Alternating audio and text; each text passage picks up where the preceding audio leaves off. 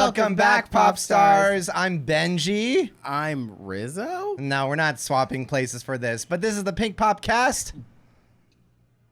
But scary? No, podcast. Podcast. Come on. I was like, This is the Pink Popcast. Podcast. Where we talk about film, media, No, we don't do this. everything else. Do you not remember anything? No, I was wanting to do it, and then you Okay. just kept going. Well, okay. We're playing off of each other. Let's try this again. Play. This is the Pink Popcast, Podcast. where we talk about film, media, and everything else. and everything else. And today we are reviewing. I said that already. So when you said let's redo it, you just said, I just want to be the one who says everything. Fuck off. No, it's just more like, because we said it at the same time. So, people need to hear. So you need to shut the hell up, Benji, so that I can say it. Look, we are reviewing the 2025 sequel, Freakier Friday. It is a sequel of 2003's Freaky Friday. Yep.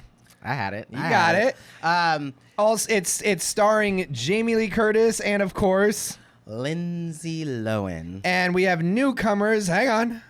I got their names pulled up. You don't. We've got newcomers Julia Butters as Harper, Anna's daughter, and nope, hold on. They don't have the girl playing Lily's name up. Where the hell? Why is she not? Oh, Sophia Hammons. Okay. Why was she at the very bottom? She's like a co-lead of this film. They were like, I don't know. Yeah, so we have two new kids in this generation, and we're switching it up literally and narratively a little bit. Exactly. So sit back and relax. We're going to give you a spoiler-free review, and then we're going to give you a heads up when we switch over to the spoiler review where we talk specifics of the movie, so you can come back when you've seen that. That's right. Benji, what the heck happened in this movie? How would you spoiler-free tell people if things happen? Some women switched places so that they could learn different perspectives, and shenanigans ensued, and there was a good time had by all. There was a good time had by all. What is the guy's name that you're a big fan of from the Good Place? Is it like Manny Jacinto? Ooh, I think it is. Manny Jacinto? Jianyu. Is Jianyu, what is... His name is... Manny Jacinto. Yeah. Okay. So, Woo-hoo! all right, so the plot this time around... He was sexy. Wow. That was the plot. First off, it's been more than, 20 years now? Yeah. That's crazy. It's been 22 years. 2003 to 2025. This movie's old. The first movie's old enough to drink. So the first Freaky Friday, obviously, Tess, the mother, Jamie Lee Curtis, and Anna switch places. They learn lessons. They realize that, hey, maybe my mom's not paying attention to me, and she just needs love herself. And then Tess was like, hey, maybe my daughter's not the worst person in the world, and she's doing her best having lost her dad. Yeah. They switch back. They learn a lesson. Now, 22 years later, Anna's got her own daughter, Harper, who is not a lesbian, but that's what I thought the angle they were kind of going For a with. second, I did, but then I was like, oh, but her and the other girl are supposed to be like stepsisters, so they're probably not going. Yeah, I thought that too. Enemies to lovers, but it did feel like that for a second. Well, I was just like, a beanie, tousled hair, surfer in California? She must be gay. She must be bi or a lesbian. That's Not funny. an actuality, but definitely Yeah. the energy she was giving was reminding me of some kids I used to babysit that have since grown up. Literally, Harper was reminding me of one of the kids I used to babysit, who's Nice. now, I believe, non-binary, and I was just like, oh, I love this character. Mm-hmm. But yeah, they're not necessarily at odds interpersonally. I mean, they have their own mother-daughter issues, but the big issue is the fact that she's got a person at school that she hates, and then because they get into a tiff. Is this not a spoiler? I'm not spoiling anything. This is the setup from the movie. This is like the first minute. Yeah, but They get into it. It wasn't in the trailers. All right. Well, for reasons, things happen, but Anna is gonna get married to her daughter's worst enemy's enemy's dad. Jesus. There you go. I mean, I'm assuming they can put together what happened, basically. But, this is the spoiler-free section. You should feel safe here. It's Lindsay Lohan's daughter from Freaky Friday. She's obviously going to go to detention at least once. I don't think so. I don't think that's necessary. Also, she could be gay or non-binary. We don't know. They never... No. But they do also, they were like, at one point, she's like, oh, I've never even kissed a boy. And I was like, They're just trying to make sure it's not it's obvious that they're not going to fall in love. Because honestly, in an edgier movie, those two girls would have fallen in love with each other. Possibly in an edgier movie. Or, I just think we had 4 leads. So I don't think we had time to develop anything new that. Love stories. Yeah. No. But that's good because then that leaves us open because she can be gay. So or bi. So it's the weekend that her mom, Lindsay Lohan, is going to get married. She hates her new gonna be stepsister, and the fact that they might be moving from California to London, where she's from and the father's from. And then of course these 4 women, and Tess is there also, just being Grammy. Mm-hmm.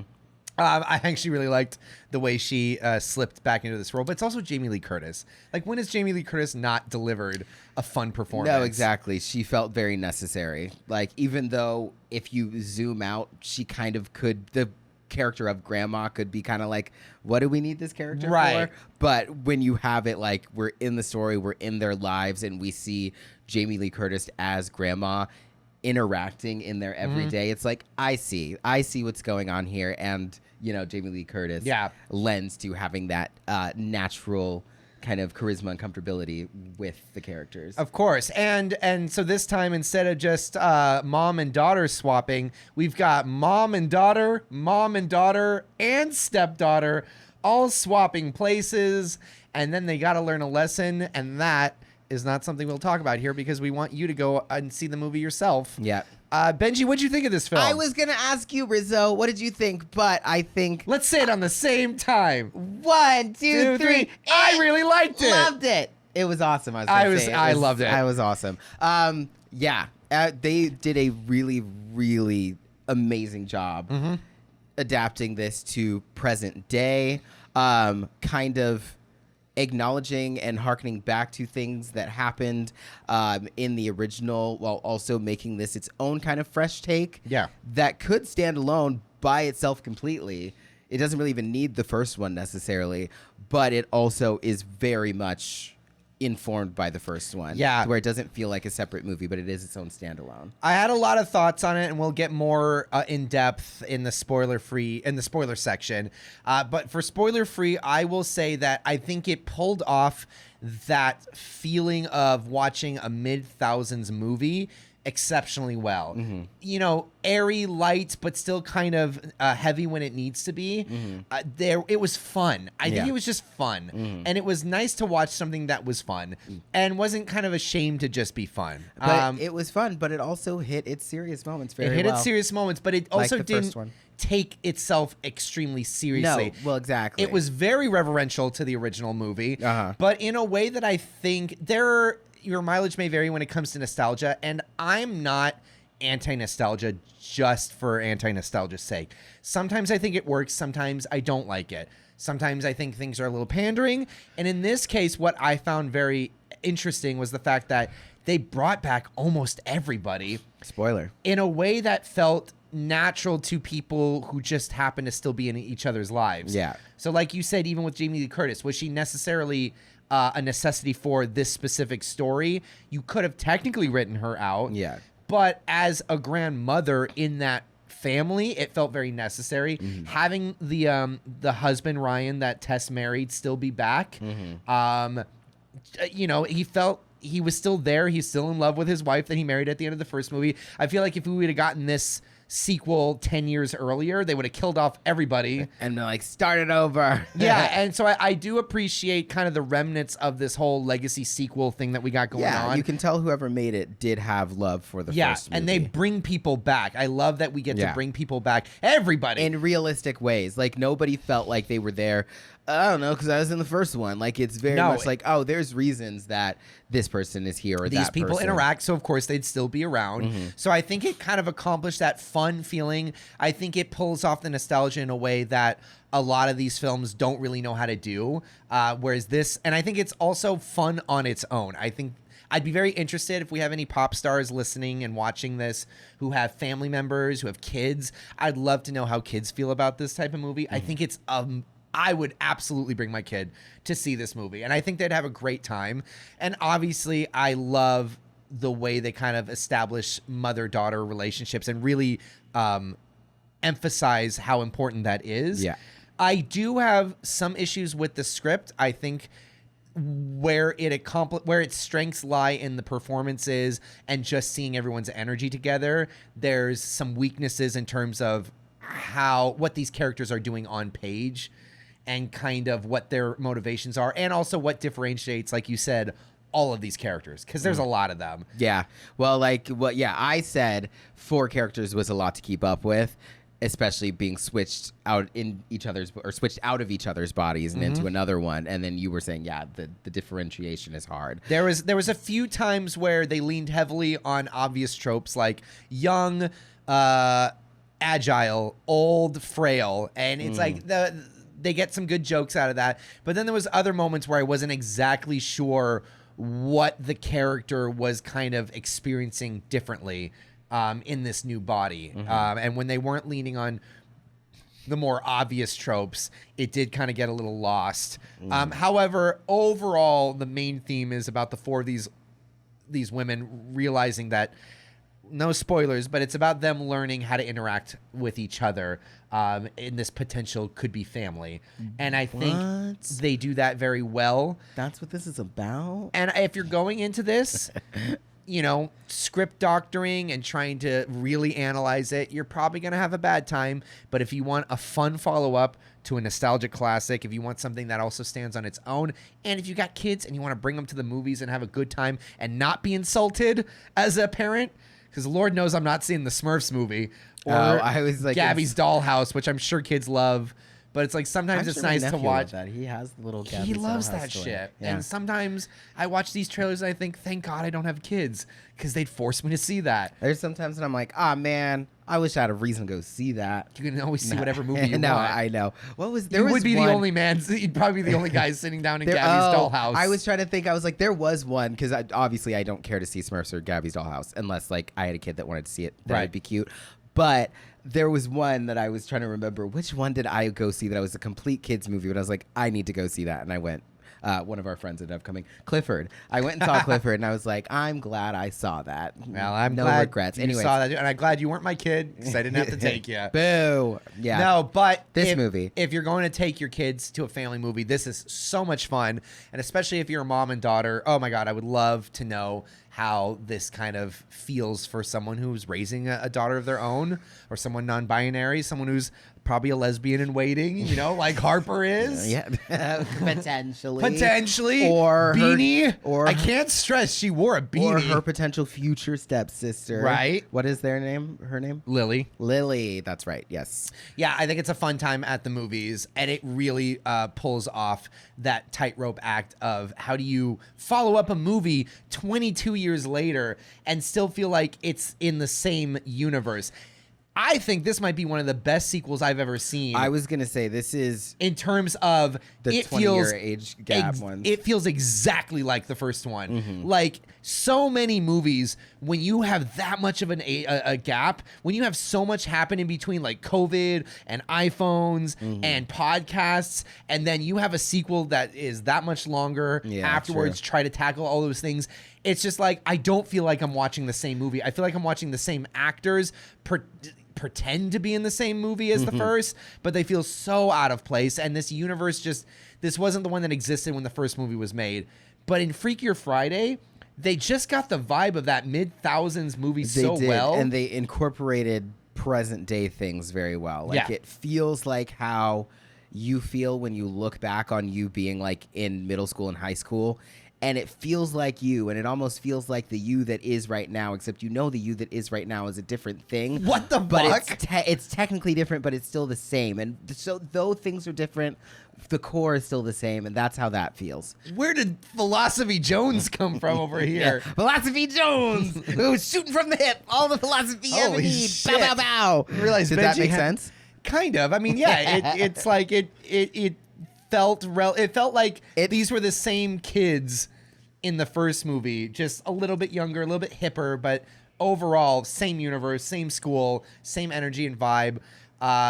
It was a little more hijinksy than the first movie, but not anything that I feel was too egregious. Part of me felt like there was one part where it got very kind of, Oh, I wonder what part that big was. thing. Do you know? Oh, of course. There was Okay, one yeah. moment. There was one moment where I was kind of like, this right here feels like a Disney Channel show that made it to a movie. Like, it feels like I'm watching the Hannah Montana movie. Like, it Oh, feels yeah, like the I can see slightly that. more serious version of a Disney show, but still kind of like, but we're still Disney, right? We still do fun stuff. And I'm like, I mean, sure, why not? Yeah, but overall, such a fun movie. Taps into the vibe very well. We would recommend it. I loved it. Benji loved it. I do recommend it. I would recommend it. I am recommending it. Go see it. Okay. All right. Well, that's it for the non-spoilers section. If you're Switch listening to in. this, pause it. Go see the movie. Come back. If you're watching this, pause it.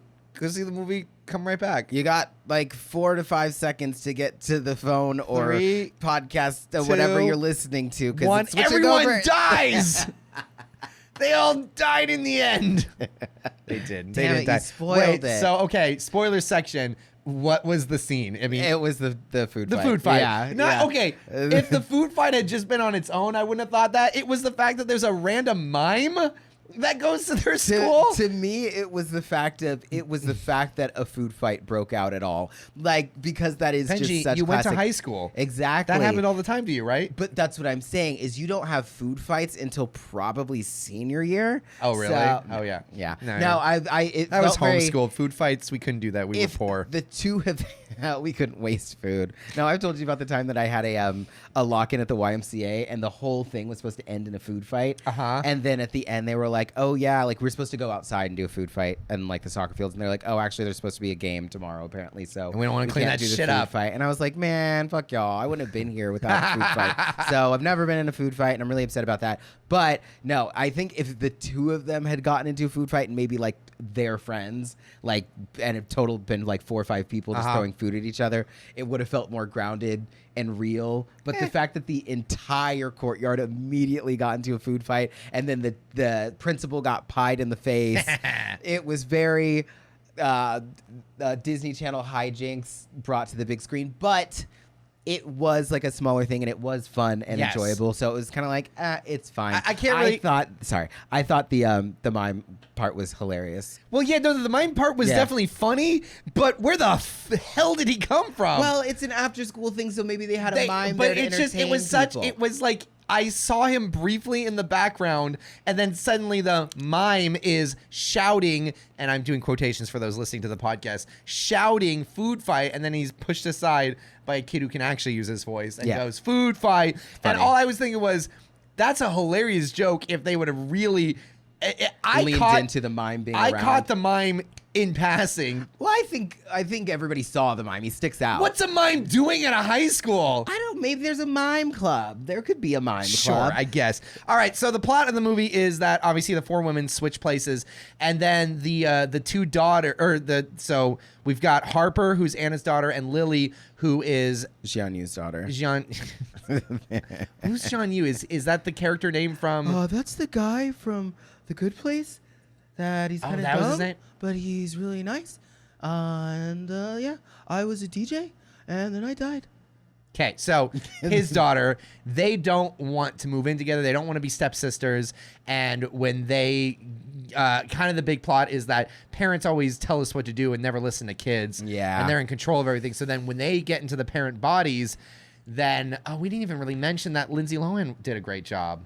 Well, Lindsay Lohan did a fantastic job. Yeah, but we you knew know, it that she did. Well, throw it back into the beginning. I don't want to edit this. Okay, well, we won't. No, I think also. So hold on. Well, I'm going. No, hold on. You already Hold on. got to this part. Go. No. Oh no! Wait, you blanked me. No. So the daughters then decide that they are going to break up their parents, and they're going to use their older people bodies to do so. There we go, Benji. Now what were you going to say? Well, I was going to go back because you were saying that they're not happy about the marriage, but the reason they're not happy about the marriage is actually a very solid reason that I was kind of like, yo, what is the plan? Because obviously in the first one it was just, mom's getting married and we don't like that, which fair. But this one was like, which coast or which side of the world are we going to live on? And I was like, that's a lot to expect two kids to be okay with either going to England or being in America. So that was a big thing that they were like, we have to break them up because otherwise one of us is going to live, half a world away from everything that we've ever known. And of course, Tess, the mom, Jamie Lee Curtis, is overstepping her bounds as kind of she felt so natural as the grandma character. Absolutely. Like Yeah. so natural. I was just going, yeah, absolutely. This woman's just going to be hanging around doing her best to take care of these people. Yeah. Absolutely. Harper is going to love her while still beefing with her own mom. And it was fun to see Lindsay Lohan being her own kind of overprotective mother type. That's my one note about this. Ooh. I don't know. I can't describe it or explain it probably necessarily. Uh-huh. And I understand that when you become a parent, you become a parent Yeah. in a lot of ways. Yes. But I did feel maybe a disconnect from 16, 17-year-old Lindsay Lohan to this Lindsay Lohan. And I understand this Anna is like, she's 20 years removed. She's older. But I feel like millennials don't switch over into parent mode the same way that like boomers and maybe even Gen X did, where they go from being like, I was a rocker, I was a rebel, I got arrested in protest, to like, oh no, honey, you don't go out without your helmet. Oh, like, right. I feel like our generation doesn't switch that hard. I feel like we kind of pivot. And maybe that's just me, but I feel like she was pivoting, though. She pivoted pretty well, but she was doing her best to be like, I'm holding space for you. I'm allowing you to make your own decisions, but also... Yeah, I just feel like, for me, I feel like I would expect Anna to be a slightly cooler mom. That's fair. Not completely like, oh yeah, girl, I don't care about anything you do. Go out, like stay out all night. Like not that, but I would expect... And I don't know how I would write that, but I would expect more of like a Lorelai Gilmore type of mom. Oh, that's from fair. her, where she's kind of like, hey, I'm still your mom, and sometimes I'm going to have to come down. Sometimes I'm going to be overprotective. But in general, like, we're pretty chill here. Yeah, honestly, one of my biggest notes was that, again, there was some things that weren't as fully defined in terms of... Hold on, I got to... Burp? I'm not going to burp on you. There were things that weren't fully developed or defined in terms of who each character was specifically, other than Jamie Lee Curtis felt very natural. Yeah, and that's as the mom. Yeah. And then you have the poshy British girl who thinks she's better than everyone else. But she wants to be designer. She wants to be a designer. But there were some parts where, and again, it's because you're mixing all of these you not only have 4 characters, and they spent a long enough time kind of developing them in the first 20 minutes, but you have 4 characters and then you're flip-flopping them around. And then you're also having to remember that Lindsay Lohan and Jamie Lee Curtis aren't playing each other flipped. They're playing 2 fully different characters flipped, which is not a bad idea. Yeah. But if you've just watched Freaky Friday and you're trying to remember what the character types were for the kids, it's hard to remember once they're in their adult forms who they are individually. Yeah. Because because the script wasn't working hard enough to provide like real intense conflicts for each of these characters in the body. Like there was an overall conflict of let's break up our parents, which that's another note I have in terms of that's a very dark thing to do that the film wasn't going to necessarily dig its teeth into. I will say though, it was 6 months. Like they probably are thinking like, you guys, it's 6 months. Like, why are you ruining our lives? Which granted, as much as both of them were like, we can't uproot our families, we can't like upset our kids, but let's get married in 6 months and move them halfway across the world, potentially. One of them is getting moved halfway across the world. That does seem a little rash. Yeah. So I do kind of understand where they would be like, well, let's just break them up. They just fucking met anyway. No, I think the plot's, I think that's great. That makes so much sense for the kids to go, let's break up. But I'm like, this movie's not going to have the guts to really, because I mean, if you're in the body of the woman that you're marrying. That would be pretty easy to just go, yeah, I cheated on you with my ex and I don't ever want to see you again. Yeah, but the movie wasn't going to do that, which I'm like, I don't want it to do it. But because they kind of had to, in a lot of ways, ease the issue, ease kind of like the, I don't know, the tension off of, what is the character? Manny Jacinto. Jaime, whatever. They have to kind of make sure that he's not hurt too bad. Or even, hey, I know he was in the first movie more prominently, but Ryan, Tess's husband, it's like, you can't have these women just go full on kamikaze. Well, yeah, you can't. They ruin everything. Exactly. And it's like, I don't necessarily want to watch a movie that's that dark. Yeah. But it's also like when you have a very simple and kind of fun premise of let's break up our parents. We could have had something. You probably could have done a little bit more to break them up. There might have been something along the lines more of like, I don't know, if she was like, just tell my dad that you don't want to like be with him anymore, and then she like goes to him and is like, I need to tell you something. He's like, oh, I'm so excited to marry you, I love you so much, and she's like, I couldn't say it. Like, I just See, it's that's so funny. mean. Like, let's just mess it up and make him break up with me. Like, then maybe if they would have been even younger, or maybe acted a little bit younger and had like stupid plans for breaking each other up. But that's kind of hard too, because I feel they like did feel pretty young. Kids nowadays are way too smart for their own True, good, and I feel like a Gen Alpha, if you put 2 Gen Alphas, they go fuck your shit up. If you put 2 Gen Alphas in Gen X and Boomer generation and tell them, hey, your plan is to break these people up. Oh. Yeah. Oh. They're going to ChatGPT Scorched fucking Earth. They're taking everybody down. She is going to be like, what did you say to my dad in your mom's body? Oh, you don't want to know. You don't want to know. We're all going to need counseling after this, by the way. Everyone needs counseling. We're all going to therapy, real therapy. So it's like, I'm glad that the movie didn't take a cruel turn like that. Yeah. But they probably could have worked a little bit harder to define the character of Lily and Harper a little bit better. Because as far as we knew, it's like fashion and surfing. Okay, that's it. Well, because they're two opposite archetypes. You know, the tomboy versus the girly girl, which I don't think those are even things like, that we say anymore. So. So there's a scene in which one of their ideas to break up their parents is for Harper in Anna's body to find Anna's crush from childhood, her old boyfriend, Chad Michael Murray.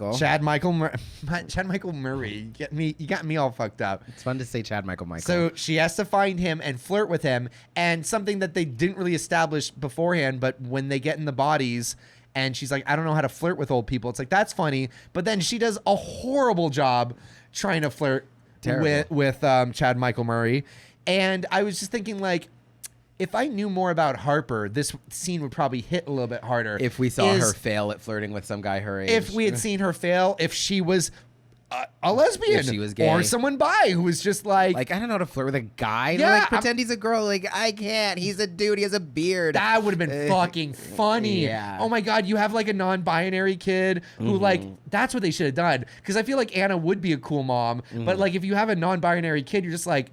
Okay, hey, are we doing right? Did I say they right? It's she's trying, but she's also trying, but still like, okay. And then, of course, then you have a natural reason for the young child to kind of be like, love you, mom, but you're pissing so me the annoying heck off. You can't get this. And then you put someone non-bi. Oh, now we're talking about actually making a script that's really intense. Right. Because then you're dealing with dysphoria. Yeah, that's a whole thing. But that would be such a great, oh my God, that would be such a great script. Yeah, they were like, no, honey, this is a step above a Disney Channel movie. Like, we're not doing that, okay? No. And like, someone in the boardroom was like, no, this could be the next great Citizen Kane. They're like, look, we have the actors and we have the premise. That's all we need. They want to break up their parents. They're gonna learn that that's not the right thing to do. Just give me a few more months. Listen, I can write a script that makes a lot of sense. No, please, please. Tim Robinson. It's not Tim Robinson. It sounds like it. Someone wrote this script. I don't know. There was 3 names up there, but yes, no, that's exactly it. Like, if you had a script or a film that was like, we want to get it done, and this movie could have accomplished multiple things, but it really set out to accomplish one thing, and it did it well. Get the whole cast back together, absolutely, make a fun movie. And they did that exceptionally. And honestly, I, in a very few circumstances, am like, a mediocre movie is okay, or like, just getting by is okay. In this case, I am all for it. Well, I don't think they also just got by. Like, I think they did a really good job at making a family movie. Yes. That, while being fun and easy to watch for people of probably most any age also make something that will also hit and make you think. The same way that, you know, we grew up watching original Freaky Friday, and then even watching it now as adults when we rewatched it, we were like, at the end, we were like, damn, like that was serious as a kid. It was sincere. We learned a lesson. But watching it now as adults, having been through things, we're like, oh my God, I'm choking up. Like, it's a little harder. So no, they could have. I'm not asking for this movie to be a dark rumination on grief and dysphoria, but I do think they could have made a few more decisions, especially again, if you're dealing with 4 characters flip-flopping around. You need a little bit more than just archetypes. You need something clear. And like having a non-binary kid who's suddenly in the mom's body and has to like flirt, or even just like, again, like you said, showing her to not be good at flirting beforehand. So then suddenly she's in. Because all I'm thinking is like, I don't know, aren't kids good at flirting? Like, I mean, they aren't. I sucked at flirting. I guess that's true. But kids think they're good at flirting. Well, the thing would be too, that would be funny, is watching a kid who thinks they're good at flirting. Flirting like a kid in an adult body, and you're just like, what are you doing? Or she's like, oh man, like so something cool. like that, right? But it's like also, yeah, like the there was a level of like, okay, you can't in any way think that any of this is actually hot. Like the flipping your hair 12 times and biting your top lip, like. But if they hadn't established her, if they would have been like, she is such an intense surfer and kind of really butch and like a tomboy, maybe not, whatever, and then you put them in the body of their mom, I would have bought it. As is, I was just like, I don't know, she seemed pretty capable when she was like a teenager. Why all of a sudden? She seemed pretty chill. I was like, I mean, you just smile and flip your hair, but you know, that wasn't. Maybe if they would have made her have a crush on the guy, and it's like, oh my God, he's actually really hot. I thought they were going to go that way for a second, and they kind of did, because like when he showed up, it was slow motion. She was like, he is very hot still, by the way. God. Like, wow. Like, it is funny because I've seen him in things recently, or like in the last few years. Like, he was in Riverdale, he was in something else. Yeah. And I'm like, he's hot. But this one, they really like, I don't know if he's been working on himself a little bit more, or if they just gave him some great lighting. But he was looking extra good in this one. Extra Chad Michael. Chad Michael.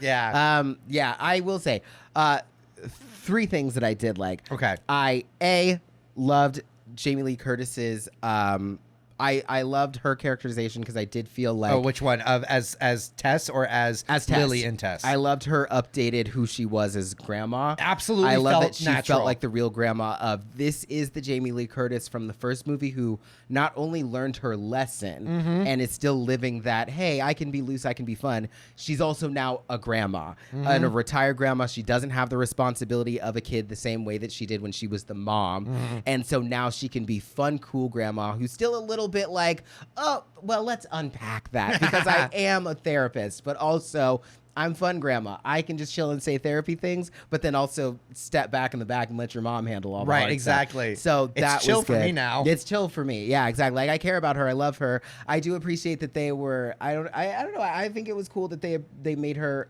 a single mom. Yes, like I did too. Like a by choice single mom. Like, I love that. Just, I guess, went through surrogacy and just had the kid. There were so many things that just like, that made cool. This world feel real.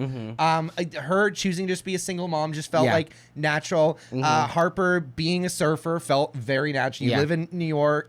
You live in L.A. It did feel like a kind of modernized version. Not even modernized. Her having been part of the band, but then leaving for her daughter felt kind of natural. Like, I was gonna say that I love how they didn't destroy her dreams, but at the same time they updated it where it's like, now she's working in the industry. That was also one of my 3, was the fact that I do like that we didn't have this complete dismissal, or this like, oh yeah, like we won Battle of the Bands, but then like we broke up, and I didn't really pursue music, but then I started interning at this place, and now I own this record label. Like, I liked the kind of the fantasy realism of the fact that they were a popular band. They did it. Yeah. They made it just like we thought. But then also she stepped away. People still love them. She was able to come back. And those 2 actresses were back. Came right on back. Like, that was so cool. And the two ladies from the restaurant. Yes, we got to see them again. But she still works in the music industry. I love that.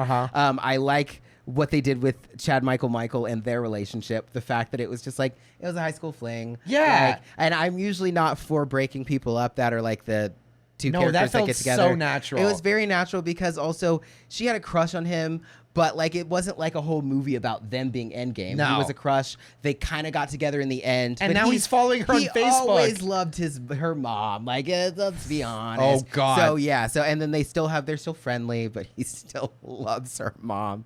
Oh my God, that was an interesting through line. Hilarious. That was so funny. When she was like flirting. I was like, oh, this is awkward. And then he came up and was walking up to Jamie Lee Curtis when she was like sitting on the ground, and I was like, they wouldn't. You don't think they would? Oh, they would have his crush still be there, right? And he was like, "Hey, so I didn't. I know you'd be here." Seeing a more than 40-year-old man not know how to speak to Jamie Lee Curtis was really funny, relatable. Yeah. No, but I do. I even something as simple as that. I'm glad you brought it up. Just the fact that they found him on Facebook. Yeah. Again, integrating something that did not exist in. Well, I guess technically it did exist in 2003, but not the way that it does now. But it didn't take me out. I feel like so many of these like movies, even the more recent Die Hard films, which are closer to their counterparts. Some of them are closer to their counterparts than this one even was. Yeah. But like watching some of those, it's hard to watch modern day John McClane doing stuff when I'm just like, I don't know why, but it just feels so different than the John McClane from the 90s. Yeah. Probably the fact that ours was at the beginning of tech kind of coming up, so this did still feel like it was natural to But them. as something as simple as like, oh, we just found him on Facebook and he likes all their pictures. They had 33 friends in common. I was like, yeah, they're all just like still in the same world together. That feels so natural. Realistically, if they went to the same high school, they'd have like 127. Yeah, but did he look like he was making friends at that school? I guess. Well, yeah. I guess because did he talk to anybody at that school other than her? He was more kind of a teacher's assistant, right? Yeah, because he was like 19 at the time. So I guess maybe not. They were in different classes. That's right. They were in a different class. So 33 is about right. All right. So what else happened in the movie? What was your third thing? Because you said the two things you liked. That was the three. It was characterization of grandma, job for Lindsay Lohan's job, her career path, the way that went, and then Chad Michael. Just being hot? Their relation. The way their relationship went. So it was I'm not exactly sure though what I feel like we're being devil and angel. I actually really love this film. Yeah. But I'm also just to be clear and just for transparency, we're not just review movies and say we love them and move on. I do try to analyze them and provide my best 2 cents as to like what does and doesn't work. Again, if you're going to see this movie just to enjoy it, I think you really will enjoy it. You will. But yeah, there are some things that if you like glance at the script, they don't necessarily work. And the only reason they do work is because we got great performances. Julia Butters, who's great. Like I briefly met her when I worked on American Housewife, that show she was on. Briefly. Wow. It was when I was PAing on that show. You hadn't said anything up to this point. I mean, as a kid, it's like I don't really like go around pointing like, oh, I met that kid. We hang out all the time, and we've been talking about this movie for the last 3 weeks. It just feels like I don't mean before this. I mean since she's in Freakier Friday, a movie that we're excited to see. Didn't come up. That might have been something to go. Oh, her daughter is the girl that I met on the set one time. It just didn't come up naturally. This is just the most natural. I feel like that would come up naturally very easily. I met that actor. It's I don't know. I feel like it feels weirder saying like I met that kid. It's like, all right. Anyway, all that to say, she gives a great performance. There's a moment when they do successfully break up their parents, and Harper in Lindsay Lohan's body is watching is helplessly. Like, oh my gosh, I'm so sorry, I didn't mean to do that. And then Lindsay Lohan in Harper's body is like, I think you did. And this kid actor, Julia Butters, delivers that heartbreakingly. Yeah. And there's a lot of tears happening in this film. There's a lot in that last like 10, 15 minutes. There's a lot of tears, a lot of storylines coming together, a lot of people sharing their hearts. Watching Julia Butters as Lindsay Lohan. So Lindsay Lohan in Julia Butters' body, but the actress is Julia Butters. Watching her watch Jianyu kind of slowly go, hey, I don't think this is going to work, and explain, and watching her just slowly have that realization of this is ending and there's literally nothing I can do about this. Oh, God. And that was good performance. Great performance. And then let's see other moments I really liked. I will say, so another moment that kind of like tripped me out. I'm like, why? I feel like we could have done a little bit stronger with this. So Anna is a manager for an up-and-coming pop star, or like an actual pop star. It's pretty big. I don't know that actress's name, but she's from Never Have I Ever, right? Yes. Yeah. Yeah. Great performance, and the director is also South Asian as well. So I was like, and it's a woman, and I felt it through this entire film. I was like, ooh, this. Hold on, I wanted to bring her name up just to mention it because she's done movies before. This is not her first time directing. Nisha Ganatra. Awesome. I loved her direction in this. I just loved that. I felt like I was watching God, I don't want to see something so diminutive like girl power movie or dismissive, but and the that's most just a movie that's empowering to women. It felt very empowering. It just felt just naturally empowering to women in the sense that and the fact that it got to exist focused on a lot of women and not really have to be like, look how powerful women are. It's just like, it just was fun to see all these women interacting with each other. Yeah, just the age differences, the dynamics of their relationships. The best scenes to me personally were the scenes where all four of them were together, like chaotically bouncing off of each other. Yeah. That was like genuinely some of the most fun I was having in the film, just because they all are good actors. Like, I mean, Jamie Lee Curtis is GOAT. Lindsay Lohan, it was so much fun to see her back in this game. Yeah. And then the two younger actresses, they were doing such a great job keeping up with these women. Yeah, right. And establishing kind of their own energy. I loved watching them all bounce off of each other. Yeah. But I will say a thing that I had an issue with is, so Harper in Anna's body has to go and do her job, her mom's job for the day. And then, first off, they've got this pop star in outfits, and I'm like, those are Party City outfits. Yeah, and I'm also like, what is the theme here? They said the theme was food, but I was like, no. No, I'm like, I know the Look, joke I got a is gay that best friend, and I've got a non-binary sibling, and I have never seen a single pop star dressed up like any of those. You're like, I've seen some ridiculous pop stars. I've never seen. No, I felt the same way, that I was just like, sure, whatever. I guess the joke. That's Disney Channel right there. Yeah, I was like, the joke is that it's kind of over the top ridiculous. Like, look what she's wearing. But I'm like, that is Disney Channel to go, oh yeah, it's the new pizza line or the new food. And I'm like, I'm surprised the photographer wasn't doing this. Yes, mug for me, good, you got it. Should have been. You bend over, whatever. But speaking of that, wait, hold on. I was just gonna say. Okay, y'all know what I'm saying. So my big issue was though. So we have the two children, Gen Alphas, in their parents' bodies. The alphas like, or are they Zs? Whatever. Z, Alpha, doesn't matter. Whatever. They're kids. Okay. They're actual true blue kids. And then they go to interact with this pop star who's probably no more than like 5 years older than them. And they didn't do anything with the script to like, oh, look how much Lindsay Lohan couldn't connect with her. And I think that was hard. It's like when you have four characters all kind of learning individual lessons, it's hard for one character to learn a lesson in another person's body, and then for the other person whose body it is to then realize the lesson that they learned with somebody else in their body when you've got three other people who are doing the same thing. Yeah. Because in actuality, you should have had Harper in her mom's body be like, I can connect with this teenage... She should have been a fan of the pop star. Yeah. Or had a different stance of like, I think my mom has a lame freaking job, and I think pop stars are lame and bourgeoisie and F the system. Well, it seemed like they almost kind of had that, not like all of that, but it seemed like she kind of didn't care what her mom did. Yeah, but it was a very kind of passive. Like, it was the passive. script has a lot of moments like that where I'm like, you needed to make a very definitive choice. This girl is obsessed with the pop star her mom works with. This girl doesn't give a shit about what her mom does for a living. Or this girl like knows how to communicate, like, because imagine if suddenly you have Lindsay Lohan's character who's like doesn't get this teenage pop star but is doing her best, and then all of a sudden you get like a super fan, a Swiftie in the mom's body. She's like, oh my god, you're my client. It's like, yeah, I've been your client. Wow, you're so cool. What were you thinking when you wrote behind some doors people are waiting? Or and then she'll be like, what do you mean you wrote that? And like, my mom wrote, I wrote that. That's so powerful. Right. Or you have the opposite moment where it's like, I'm the pop star that your mom works for. Yeah, I don't care. Doesn't matter. You don't do anything. You're just you're fascist. You own the government or whatever, railroads or whatever they say. She's the daughter from Barbie. Like if she imagine the daughter from Barbie is in the mom's. I don't control railways. So you have that energy, and then the pop star goes like, yeah, you're right.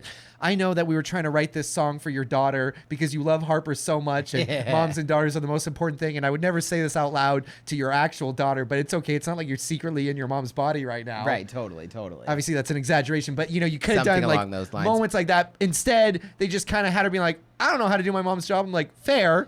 I wouldn't know how to do your mom's job either. No. But I think the script could have focused a little more. So, but what were you going to say? Oh, I think there's what's her name things. popped up? I think there's things. There's definitely some stuff there. I wasn't sure why they hopped into the photo shoot. Did they explain that, or was I not paying Lily attention? and Jamie Lee Curtis's body said that they had fashion from someone she admired there. Yeah. And wanted to try out her fashion technique. Yes. Which is something that's not really fully developed in the script. Well, I mean, like that I thought was a good idea, but then when they were hopping into the photo shoot, like even something as simple as, oh my God, you guys look so good. Wait, hop in these pictures with me. I just didn't know why, if they're shooting for the Pop Stars cover, why did her manager and her manager's mom start hopping into the pictures? I always ask my mom and my manager's mom to show That was up. kind of my main thing where I was like, wait, why are they in there? Like, we didn't have the, hey, mama. Right. Bring them in. Speaking of Lindsay Lohan was references. very natural, but exactly that we got Meredith Blake to hop in, and I was like, damn, I wish this theater was louder. I want to cheer. That was awesome. I know. She rolled around and I was like, also, what was the day that they were going to get married? they were getting married. Their wedding date, if you've already seen this, you probably noticed it too, October 3rd, Mean Girls Day. I love that Lindsay is a fan of a reference. She is self-referential, if nothing. Because that was not an accident. No, obviously it was There not is no way that was an accident. But even when we were watching The director is cheesy- just like, I love October 3rd. What's important? Lindsay? Is there something important on October 3rd? Is there something important? I twitch. But even in the like cheesy Christmas movies we were watching, there was definitely some referential stuff there. So love that. Super cute that made it to the big screen stuff. So now we've played Devil and Angel here. You've said a lot of things that you love. I've said a lot of things that aren't working on the script. Again, why did I love this movie so much outside of like blatant nostalgia? Yes, that's there. And again, I want to say I took the nostalgia less on let's make an unnecessary sequel and more like this felt like a TV show where I'm watching my favorite cast of characters do another episode. Yeah. We don't get mad at TV shows for having multiple episodes. Yeah. Like, I don't understand why people nitpick the existence of a movie. I'm like, it's just nostalgia bait. And this is season 1 versus season 4. It's fun to watch all of these actors return to do a fun plot. Like, I don't know why we have to overanalyze it. Something I did feel that worked. I just loved seeing all of these women learn to appreciate each other. I liked the fact that the Lily, what is the character's name? Manny Jacinto. Giannu. Whatever. I love that Lily, Giannu's daughter. You can say his real name, I mean. I love that she kind of came to the realization that, because for her big issue is that she lost her mom, and that's why they moved from London to LA. And for her, it's kind of like acknowledging that she can kind of be part of a new family now. Yeah. That doesn't erase her mom. Obviously, you know me and dead moms. That's a thing that'll always get me. But a line that got me, but I guess it didn't get you or everyone else. Nah. When she was like, my place is, or wherever my sister is, that's where my heart or I'm supposed to be. Yeah, it was kind of, I was like, oh, cute. I don't really know why she said that to her. They're acting like sisters. They've been working together. Cute, but like, I just feel like there was not really a lot of established, like, you'll never be my sister. No, like, they didn't. We're not sisters. They didn't use the word sister. No. Until that point. I think they might have said it one other time, like, you're going to be sisters or something like that. But, like, they never said it. And it'd be one thing if, like, that was something that was, like, a line that was important to one of them. Like, that was like, oh, like, I have this written in my locker and it's really important. I've always wanted a sister. I've always wanted somebody that's that close to me. Or the sister who lives there. Yeah. The LA sister, maybe that's what she says to her girlfriends. And like that's their thing in their group that they say, and they have a really tight knit group. Yeah. And then the other girl is kind of like, oh, well, I just was always putting on a front of being better than everybody because I knew that I would never be as close to you as your friends. And then she goes, wherever my sister goes, you go. And it's kind of like this inclusion. Not that exactly, but I wanted it. I felt like it should have been more woven into the story to where when she says that, there's something specifically about saying where you go, I go. And maybe maybe it could even be that, and I thought that this would happen too, and I'm kind of sad that it didn't, was that at some point somebody in the family would go, hey, and we could go back and visit London anytime. We will plan a yearly, every year we're going to go back for half the summer and we'll spend half the summer there. And then she'll go, well, all of us, and she'll go, hey, wherever my sister goes, I go. Like something like that. But the whole movie was, again, there's a lot of, there was things that are surface level. Some worked for you, some worked for me. That was a line that hit me. Fine. But I did like the fact that it was really about like Harper also realizing that her mom didn't give up her musical career for her daughter. Her mom loved her daughter and chose her daughter over her musical career. And I think that was important.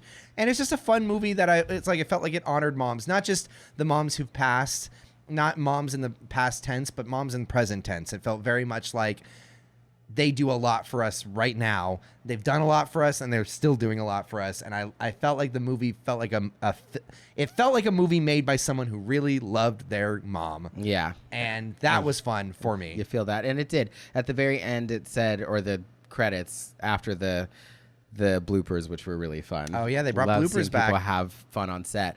After that, it said, for all moms that, still here and not here, and that, and for one special dad. That was funny. I was like, who's? Which dad? Because there was two in this.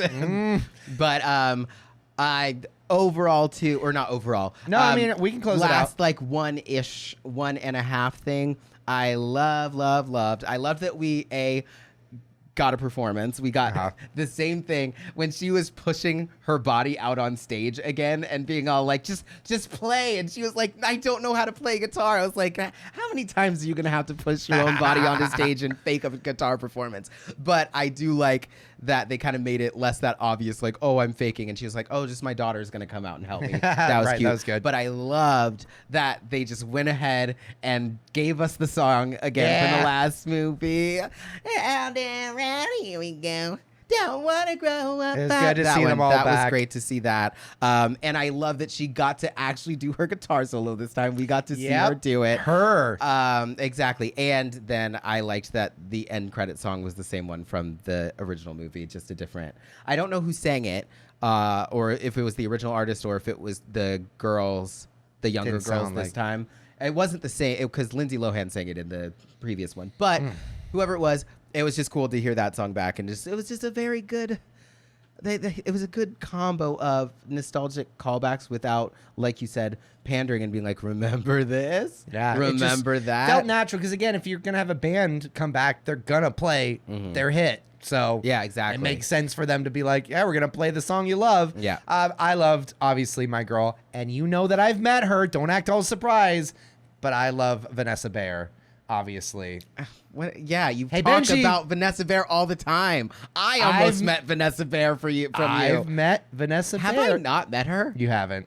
Did you? No, I don't think so. It feels like I have at this point. Well, I've told you a lot of stories. That's so weird. Yeah. No, I know that. We talk about her all the time. She did a great job. Oh my God. She always does a great job. She's so funny. And they, of course, took away the Orientalism. Yeah, they definitely. We loved seeing the ladies come back and be able to just be chill. And not have accents. Literally dropped the accent, very casually dropped, like, we're not going to acknowledge it. This is how I talk. And then being all like, when she was like, hey, like, you guys got to help us figure this out. And she was like, girl, I got a business to run. Like, I don't have time for that shit. I got too much I got too much things to do. Yeah. No, but Vanessa Bayer was funny. She was the Jesus. Psychic. She was the psychic the multi-hyphenate who got their bodies switched. There was, and last note I'll end on, there was random horror elements in this movie that I thought were funny. Her voice, she like gets a demon voice when she's telling them why they're about to switch bodies. And then kind of how they filmed the scene of them all switching bodies at night had kind of Dutch angles and really kind of horror elements. I went, whoa. That kind of like lens when they woke up was weird too. I loved that. Like the Hangover type. All right. Yeah. And then we saw the teacher. The teacher came Stephen back Tobolsky. also. We didn't everyone came back. Yeah, I was about to say we didn't say that. Teacher and little brother all. I think everybody came back. I think the only person who didn't come back was Grandpa, and he's probably dead. I didn't think about that. Grandpa's probably gone. Everybody else made it though. That's wild. Yeah. Yeah. All right. Great. Well, great movie. We had a lot of fun with it. We'd be interested in what your thoughts are, especially if you a little bit more critical, or if you were just fully obsessed with it. Let us know below.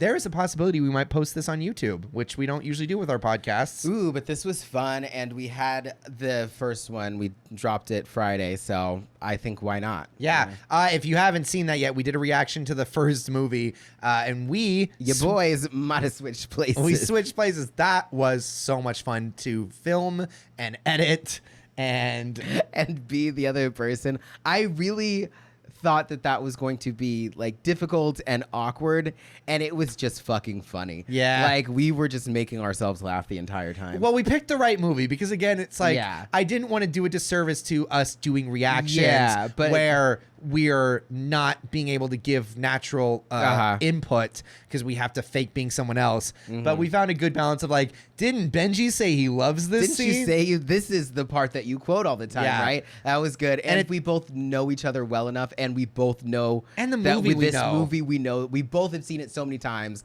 that it's like we know what parts we like. We love know it. what we both like a lot of the same stuff in it. You know, we're both gonna sing all the songs. So it's kind of like you're not really missing anything by the little pieces where we have to go, I had a crush on them.